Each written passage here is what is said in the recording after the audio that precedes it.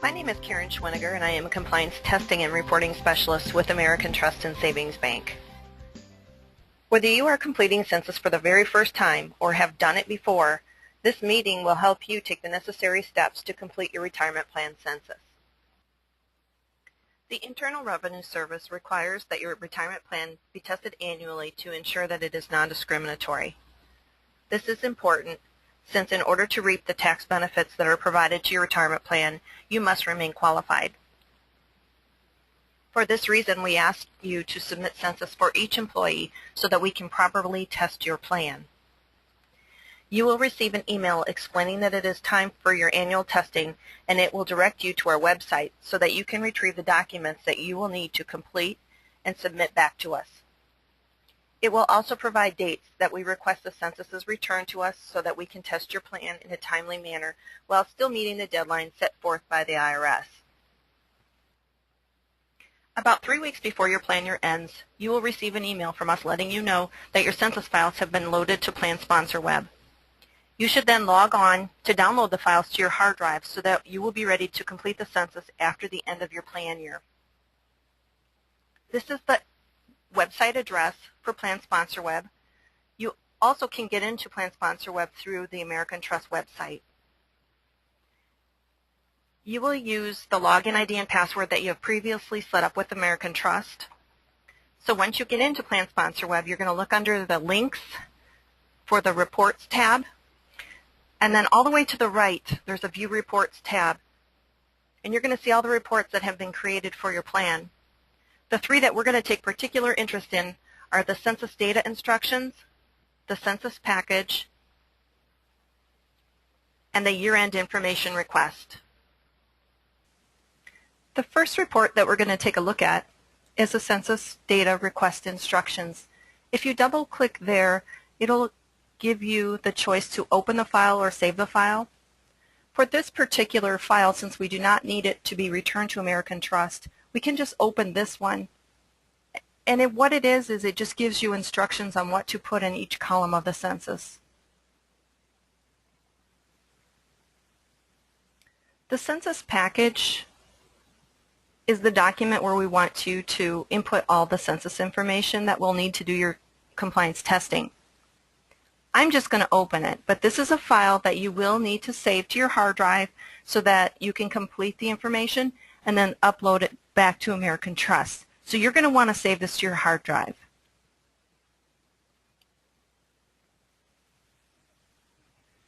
When you open the census file, it'll look condensed over to the left-hand side. If you simply click between the A and the 1 cell and then drag one of the cells or the columns over, it'll expand each column so that you can view it. The information in the white is just information that you'll want to look over to make sure is accurate. If you have a change, for example, perhaps a last name change during the year, you can simply highlight it and change it so that we can make that change to our record-keeping system. The columns that are in the blue, you'll need to pay particular attention to. This is information that will change from year to year, so that we need you to go and make any changes or input information so that we can complete your testing. If there was a termination during the year that is not reflected yet here, go ahead, again, make the change and highlight it. The reason codes are explained to you on the instructions. If you have any rehire dates or re-termination dates, please include them in columns J and K. Compensation for the year should be input in column L. This will be the gross compensation for any employee who was active during the plan year. Column M is hours worked. If you submit hours worked for each payroll, when you submit contributions to American Trust, we accumulate those and they're placed in the hours worked column in column M. All we ask is that you go through and make sure that they are reflected accurately, and if not, please make changes. Hours worked is important because it drives vesting and eligibility in some cases. So that is a column where we do need accurate information for each employee. If you have an alternative definition of compensation, that information would be included in columns N and P. At the bottom of this document is a space for all new employees to be input. Please include their Social Security number, dates of birth, hire, termination, compensation, and hours worked. When you are finished completing this information, please save this to your hard drive so that you can upload it to the American Trust website. The year-end information request, again, is a document that you're going to want to save to your hard drive so that you can complete it, save it back to your hard drive, and then submit it to the American Trust website. For today's purposes, we're just going to open the file so we can take a look at the document. This is a Word document, and you get around this document by hitting the Tab key. So you just complete the information as you go. It asks for company-specific information. Please fill it out to the best of your ability, and if you need any help, please contact your account manager. When you finish completing the document, again, please save it to your hard drive because you're going to need to submit this document back to the American Trust website. So after you've completed the census package and the year-end information request, and you have that saved to your hard drive, you're ready to submit the information back to American Trust via the American Trust website. We recommend very highly that you submit the information this way, as it is the most secure way to upload your files. So you want to hit Tools and then Upload File. You can only submit one file at a time, and you should have two files to come back to American Trust, the information request and the census file. So click your Browse key, find one of the files, attach it, and then if you have any information for us or things that you need us to know, you can input them here and then simply click Upload. And then repeat the process for the second file. After you've successfully submitted those files to us, you'll receive an email from us to let you know that we've received the files. Deadlines exist so that we are able to complete the required testing and meet the deadlines that we are provided with by the Internal Revenue Service. The deadlines that apply to your plan depend on whether your plan is a corporation or an unincorporated entity, such as a sole proprietorship or partnership, and what your plan year end is.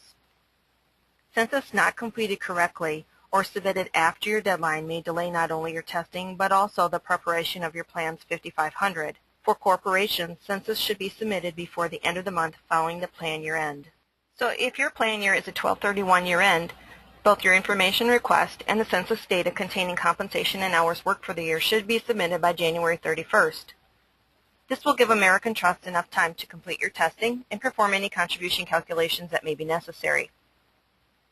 If your plan requires corrective distributions as a result of a failed ADP-ACP test, they need to be distributed within 2.5 months following the end of the plan year to avoid a 10% penalty imposed by the IRS. Again, using 12/31 plan year as an example, the date in which corrective distributions need to be processed is March 15th.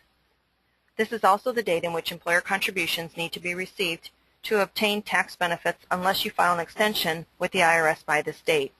If you file an extension by March 15th, you will be given an additional 6 months to fund your employer contribution.